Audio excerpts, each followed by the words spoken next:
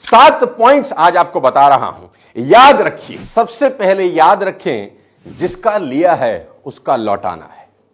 इसको सबसे पहले याद रखें। सबसे पहली बात तो यह है कि कभी ऐसा मत सोचिए कि लोन लेकर चुकाएंगे ही नहीं। कहने में बात तो बड़ी अजीब लग रही है, लेकिन यह भी एक सच है। कुछ लोग तो मजबूरी की वजह से लोन नहीं चुका पाते, लेकिन कई लोग कलाकार हैं, शर्म को साइड में रख देते हैं। जिससे कर्ज लिया उसके आगे बहाने बनाएंगे, उसकी 2 बातें सुन लेंगे, फिर उसका फोन उठाना बंद कर देंगे। बैंक से लोन लिया है तो नोटिस से बचेंगे। इनकी इंटेंशन ही नहीं होती कर्ज चुकाने की, बस कमाने का आलस है तो लोन ले लो और ऐसी ही जिंदगी चलाते रहो। इधर का पैसा उधर, उधर का पैसा इधर। यानी बेसिकली, बुरा मत मानिए, गलत शब्दों में हरामखोर टाइप के लोग हैं। हाँ, यानी फालतू फंड में खाने वाला ऐसा पैसा जो गलत है, धर्म में जिसकी मनाही है। बाइबल में ऐसे व्यक्ति को विक्ट भी कहा गया है, यानी दुष्ट, जो कर्ज लेता है लेकिन चुकाता नहीं।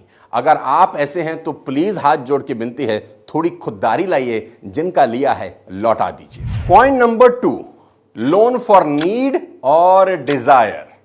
यानी जब आप लोन लेने गए तो क्यों गए, सोचिए। क्या लोन लेना जरूरी था? इस सवाल का सिंपल सा जवाब है कि लोन लेना तभी जरूरी है जब जरूरत के लिए लिया जाए, डिजायर के लिए नहीं। रोटी कपड़ा मकान शिक्षा सेहत रोजगार, ये जरूरतें हैं। आपको कॉलेज में एडमिशन के लिए लोन लेना चाहिए तो ठीक है, लेकिन लोग फॉरेन ट्रिप के लिए लोन ले रहे हैं। पूरा का पूरा परिवार जा रहा है घूमने ईएमआई पे। महंगे आईफोन के लिए लोन ले रहे हैं। सैलरी 30,000 की और हाथ में आईफोन 14 प्रो चाहिए। मुझे तो समझ में नहीं आता कि ये हो क्या रहा है। मैं नहीं कह रहा कि ख्वाहिशें नहीं होनी चाहिए, लेकिन ख्वाहिशों के लिए लोन कभी नहीं लेना चाहिए, मेहनत करनी चाहिए। आपको 10,000 15,000 रुपए के फोन की जरूरत है, लेकिन 1 लाख का फोन आपकी ख्वाहिश है।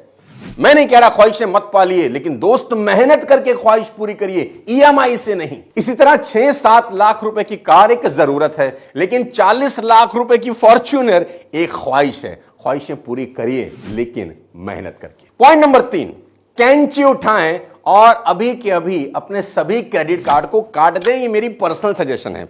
मैंने उठाई कैंची, मैंने निकाला अपना क्रेडिट कार्ड और अपने हाथ से इसको काट दें, ऐसे जैसे मैं काट रहा हूं। ऐसे ऐसे ऐसे ऐसे ऐसे काट दें। क्रेडिट कार्ड का इस्तेमाल ही मत करिए। अगर अभी भी इस्तेमाल कर रहे हैं तो सबसे पहले क्रेडिट कार्ड का जो डेब्ट है उससे बाहर निकलिए। जितना जल्दी हो सकता है उतना जल्दी निकलिए। याद रखें, सर पर अननेसेसरी कर्ज नहीं रखना, चाहे कुछ भी हो जाए।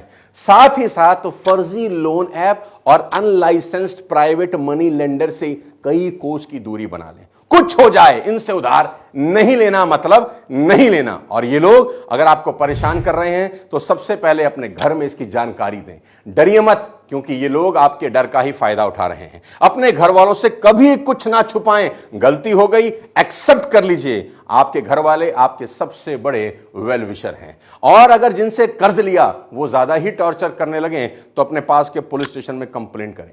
जीवन से बढ़कर कुछ नहीं होता दोस्त। गलत फैसला कभी ना लें, क्योंकि लोग कभी कभी टॉर्चर सहकर सुसाइड तक कर लेते हैं। ऐसा कभी ना करें। अपने परिवार को बिठाकर बता दें सारी की सारी बात, टेंशन खत्म हो जाएगी। पॉइंट नंबर 4 आपको बता देता हूं। बैंक लोन लेते हुए यह देखिए कि लोन आपकी सैलरी का एक मेजर हिस्सा तो नहीं खा रहा। अगर आपकी कमाई का एक बहुत बड़ा भाग लोन की ईएमआई में जा रहा हो तो ऐसा लोन कभी न लें। और आपको कभी कोई हेल्थ इमरजेंसी हो जाए तो उसके लिए एक कंटीजेंसी फंड जरूर बनाएं। बच्चों की हायर एजुकेशन के लिए और अपनी रिटायरमेंट के लिए भी सेविंग करना बहुत ज्यादा जरूरी है।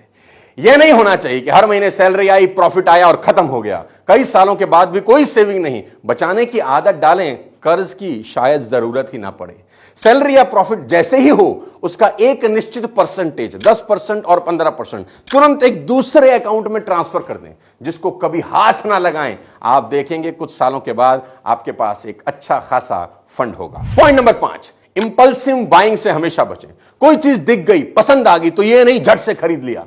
जब भी अचानक कुछ खरीदने का मन करे तो 1-2 दिन थम जाएं, रुक जाएं। क्या पता तब खरीदने का मन ही ना करे और आपको अच्छा लगे कि बेकार का खर्चा नहीं किया। खरीदने का निर्णय तुरंत कभी ना लें और क्रेडिट कार्ड से तो बिल्कुल भी नहीं। पॉइंट नंबर 6, दोस्तों, अगर कभी लोन लेना भी है तो अपने फाइनेंसेस का हमेशा सही से हिसाब किताब रखें।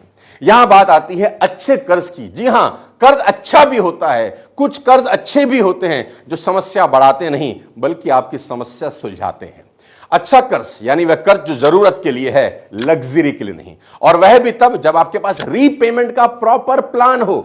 एग्जाम्पल, आपने एक प्रॉपर्टी खरीदनी है, आपको एक असेट बनाना है जिसके लिए आपको चाहिए होम लोन, और आपको यकीन है कि जितना इंटरेस्ट मैं पे करूंगा प्रॉपर्टी का वैल्यू एप्रिसिएशन उससे कहीं ज्यादा होगा, तो जरूर लीजिए। अगर आपको अपना बिजनेस एक्सपेंड करना है और आपको यकीन है कि बिजनेस बढ़ने से मैं आराम से इंटरेस्ट और मूल पैसा चुका दूंगा, तो जरूर लीजिए। अगर अपने बच्चों की हायर एजुकेशन के लिए लोन लेना है, जरूर लीजिए।